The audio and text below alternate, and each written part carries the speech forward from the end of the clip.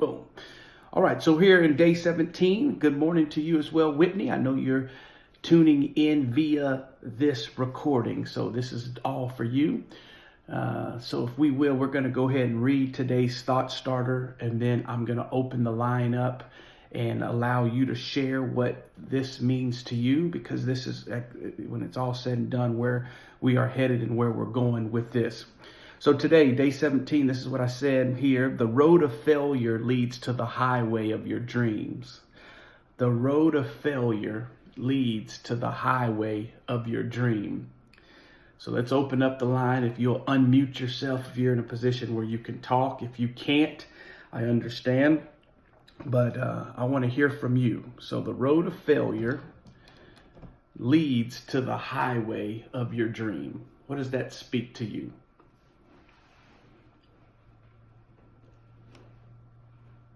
We're being quiet right now, Whitney, because they're getting ready to... Oh, I'm sorry, I didn't give them their 30 seconds. Okay, so you got your 15 seconds now. Think about it. Meditate on it. See, by now, in my mind, y'all should already have the thought starters, because if you went and enrolled, you would already have the thought starters. You're already reading them, boom. But here we go. So let's unmute these lines, and let's get to talking. There goes. Miss Janetta's going to lead us out this morning. Go ahead, Janetta.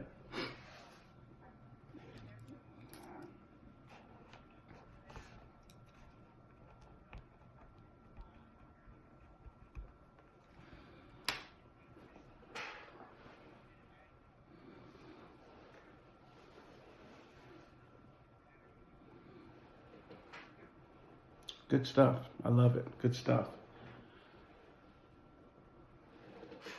Good morning.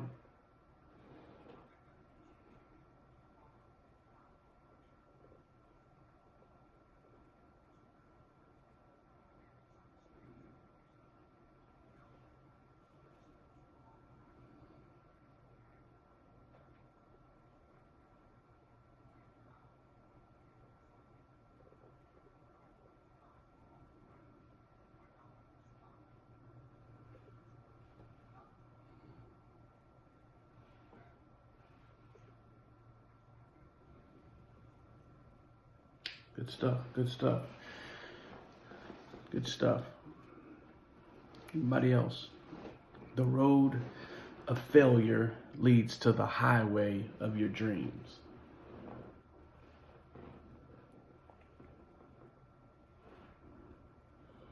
All right.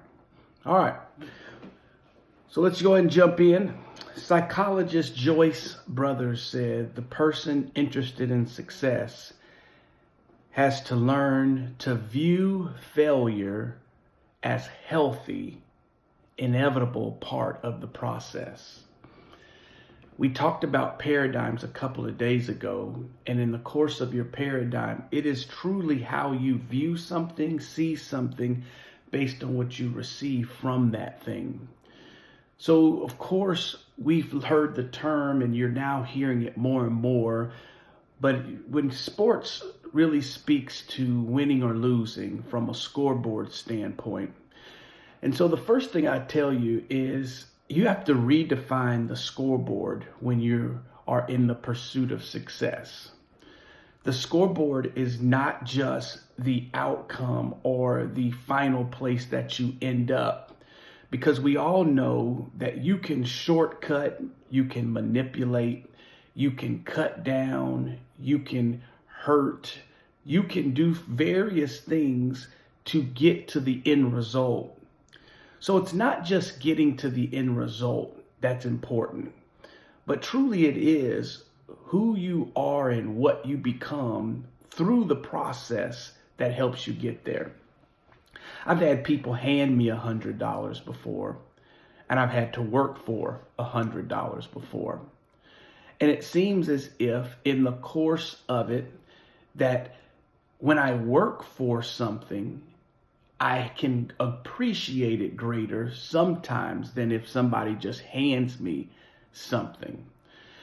So I'd say that because as we are looking at this morning, you need to view it differently, because you actually need to be doing it more frequently. I'm going to say it again. You need to view failure differently because you should be doing failure more frequently. And it's difficult for you to hear that now and really appreciate that now. But if you're going to get on the highway of your dream, not stay on the sideline or on the path or on the little road, but if you get on the highway of your dream, you ought to be failing all the time. You ought to really look at yourself and ask yourself the question, when was the last time I failed? When was the last time I was willing to attempt something that could possibly take me outside of my comfort zone, but put me in an environment where I had to learn something different? I had to attempt something that was more, or did I continue to play life in that safe place? 2 days ago, we talked about the perfectionist versus the person of excellence. So I'm showing you how all these things tie together. But if I view failure and I take failure personally, I will resist anything that could potentially cause me to have a greater failure. But which one do you really learn from more? Do I learn from my success or do I learn from my failure? If we're honest with ourselves, if we do and appreciate failure the way we're supposed to, it's really in the things that I fail. Think about, I can recall, and I admire the process that Johnny takes people through when it comes to writing a book. But it's in the failure of many things that's in the discovery of many things. It's in attempting something that I find out what I know, what I thought I knew, and then what I need to know. But it's when I push myself, I stretch myself. So I jotted down a few things, and this morning I just want to give them to you. The first thing I jotted down as I was journaling this morning is that the road of failure leads to the highway of dream. The first thing that came to my mind was live and learn. Just live and learn. Breathe a little bit and just experience life. Just live and learn. I heard somebody say it this way. Johnny will appreciate this because Johnny is our macronym king. See how I put that macronym in there? But he loves acronyms and things. But I heard failure, or the word fail, as first attempt in learning. So when you fail, if you can remember, it's really your first attempt in learning. You won't stay, or you won't turn a fail into a failure. A failure is really when you just decide to quit. You decide that it's not worth it. I'm going to now stop attempting and I'm going to quit. If any of you can remember when your babies were small, they teach us really what success looks like. You would put them up, and they were just finishing the crawling stage, and they started reaching, trying to grab themselves, pull themselves up. And in the course of that, they would take one step. Do you remember celebrating that one step? I remember when Soraya got up and she took that one step. I'm telling you, I thought that the girl just ran a 4-minute mile because she took a step. But in the course of taking a step, the next thing that happened after the step was she fell down. But we celebrated that step. We clapped and we goo-gooed and gagaed with her. And we did that whole thing because she took a step. Did we focus on the failure? No. But we focused on the step. I think sometimes that we don't celebrate ourselves enough. You don't clap at you enough. You don't tell yourself, great job. You're not proud of yourself. Matter of fact, if we're truthful and honest, we're most of the times looking for that to come from the outside. I'll let you privy into a conversation that my wife and I had last Sunday. So, of course, being on this quest of being the best coach that I can be, being the best coach that I can be.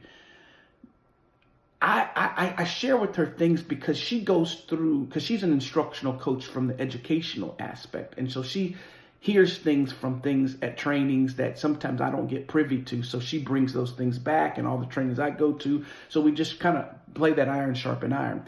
But so it was one of you that's actually on the phone today. Y'all did something and I was getting ready to compliment you on it. So me and my wife were talking about what is the proper way of complimenting your client when they do something. And I'm going to tell you, watch this. This was powerful. But the proper way for a coach to compliment the client is to keep it about the client.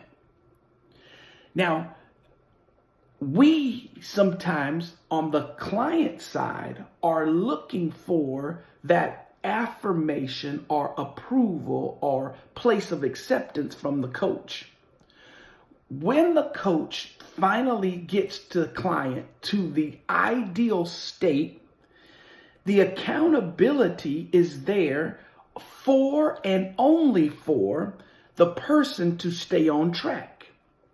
Have you ever, when you went bowling, even if you had to bowl with the bumpers? See, I'm you know how you feel like you start feeling good? I'm feeling good right now. See, here's why I feel good, because I'm telling you, here it comes. But when you're bowling with the bumpers and the ball bumps off of all sides of the bumpers and it goes and knocks down all of the pins, has the bumper ever said, "Great job on getting that strike"? The bumper never says that. The bumper only serves for its purpose. The bumper is not there to get any type of recognition, praise, or glory. So the point being, the coach's job is to commend the action of the individual without putting themselves in the process. So instead of it saying, "I am so proud of you," the deeper place is saying, "You must be proud of yourself." A slight change of but how powerful that is. And so I'm working on that, taking any time I'm going to say "I" and taking me out of it and focusing at just 100% on the action. Now watch this. See, now I'm going to get a call or a text from a couple of y'all, because if you're honest with yourself, some of your motivation is the affirmation from the individual that you feel is helping stir you. And some of you realize that lots of times I ask the question of, well, what do you think? Because where I'm taking you is in the place of trusting what's in you. So how does that relate? All that to say, I need you to appreciate this place. Live and learn. Love this space and place. This is a beautiful place. And the only way it becomes beautiful and stays beautiful is when you don't personalize everything. When you personalize everything, what happens when you personalize the things that happen in your world, ultimately what happens at that moment is that you are taking yourself too serious. And when you take yourself too serious, failure is not what you want, when failure is actually what you need.